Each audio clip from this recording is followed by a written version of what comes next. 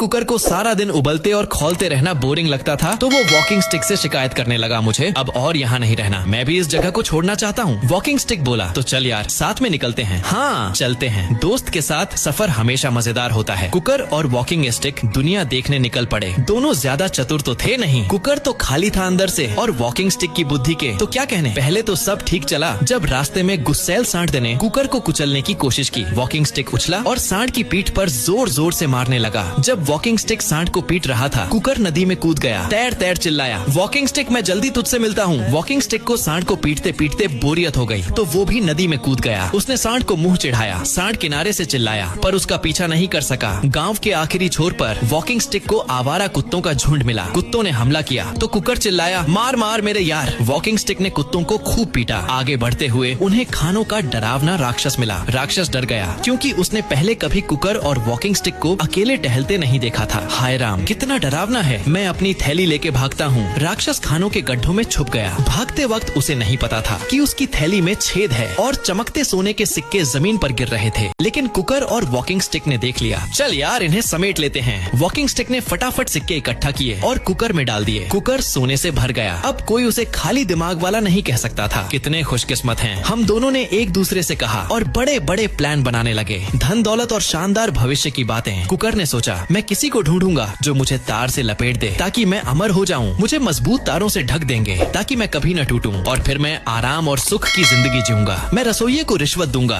कि मेरा कुकर हमेशा गोभी के पराठों से भरा रहे। कुकर को गोभी के पराठे बहुत पसंद थे। फिर वॉकिंग स्टिक का घमंड भी जागा। अब से मैं बड़ा नवाब बनूंगा अपने दोस्त के साथ। धन बांटने के बाद मैं एक कुशल लोहार ढूंढूंगा और अपने सिर पर सोने का बटन लगवाऊंगा। लेकिन फिर उसने सोचा, अगर सारा सोना मेरे पास हो तो मुझे बटन से क्यों काम चलाना। मैं तो पूरा सिर सोने से ढकवा सकता हूँ। वाह क्या शानदार होगा। मैं देश का सबसे सुंदर वॉकिंग स्टिक बनूंगा। शायद राजा भी मुझे देख ले, शायद वो मुझे अपनी राजदंड बनाए, और सारा सोना मेरे पास क्यों ना हो। क्या मैं मजबूत नहीं हूँ। उसके दिमाग में क्रूर और हत्यारे ख्याल आने लगे। रात को जब कुकर सोने के लिए लेटा, वॉकिंग स्टिक चुपके से उसके पास गया और एक जोरदार वार किया। कुकर की किस्मत जो अच्छी थी वो उसकी मौत बन गई। बेचारा कुकर टुकड़े टुकड़े हो गया। टुकड़े चिल्लाए, हत्यारा हत्यारा। लेकिन वॉकिंग स्टिक ने उसकी चीखों पर ध्यान नहीं दिया। उसने सोने के सिक्के एक थैली में भरे और लोहार ढूंढने निकल पड़ा। लोहार को बोला, नमस्ते भाई। लोहार ने पूछा, क्या लाया है। वॉकिंग स्टिक सोने के सिक्कों से भरी थैली कहाँ से लाया। ये तू बदमाश रास्ते के किनारे मिला। वॉकिंग स्टिक ने मासूमियत का नाटक किया। इतने पैसे का करेगा क्या, तू तो बस एक वॉकिंग स्टिक है। लोहार भाई मेरे सिर पर सोने का बटन लगा दे। लोहार ने सिक्के लिए पिघलाए और एक सुंदर बटन बनाकर वॉकिंग स्टिक के सिर पर जोड़ दिया। बोला, ले अब जा अपनी बीवी ढूंढ। लेकिन उसका सोने का बटन जो उसके क्रूर काम का फल था, उसे खुशी नहीं बल्कि बदकिस्मती लाया। उसका रास्ता जंगल में गया। वहाँ कुख्यात डाकू ब्लैक जैक ने उसे देख लिया। डाकू बोला, उस वॉकिंग स्टिक का बटन सोने का है। देख मैटी कितना चमकता है। चलो इसका पीछा करें, इसे पकड़ें और सोने का बटन ले लें। रुक रुक, डाकू चिल्लाए। लेकिन वॉकिंग स्टिक रुका नहीं। वो डाकुओं से भागने लगा। पहाड़ी की चोटी पर पहुंचा तो उसकी सांस फूल रही थी और डाकू अभी भी पीछे थे। नीचे गहरी खाई में बड़ी नदी बह रही थी। वॉकिंग स्टिक के पास और कोई रास्ता नहीं था। वो नदी में कूद गया। उसने हिम्मत जुटाई, मैं तो वॉकिंग स्टिक हूँ, मैं तैर सकता हूँ, मैं लकड़ी का बना हूँ, मैं उस पार पहुँच जाऊंगा। वो नदी में कूदा, लेकिन लहरें उसके सिर के ऊपर से आने लगीं। वो डूब गया, कभी सतह पर नहीं आया, क्योंकि सोने का बटन जो उसके बुरे काम का फल था उसे गहराई में खींच ले गया। नीचे नीचे नीचे पानी के कब्र में वॉकिंग स्टिक की लालच ने उसका क्या अंजाम किया।